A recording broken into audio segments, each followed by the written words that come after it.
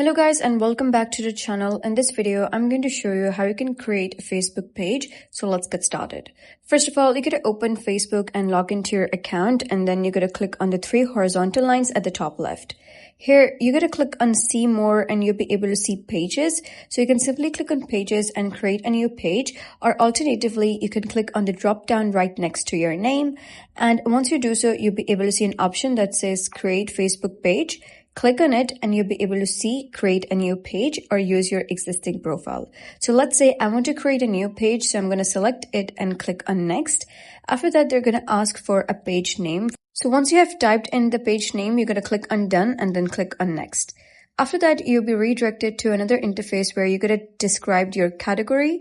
So for example, my page is related to, let's say, health and beauty. So I'm going to click on it, and you can also select any other subcategories if you want, and then click on create. Then you're going to type in any bio that best describes your business or your page. And then you're going to type in any website, email, phone number by which your followers or your subscribers can contact you. Here you're going to type down the correct address where they can reach you out.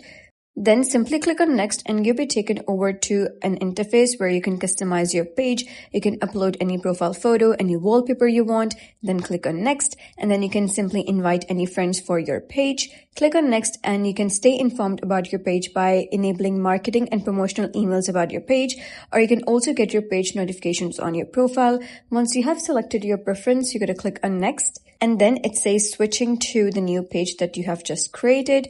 And once done, you can click on done. And now, just like that, that is how you can create a new Facebook page. If you found this guide helpful, consider subscribing and leaving a like. It really helps me out, and I'll see you next time.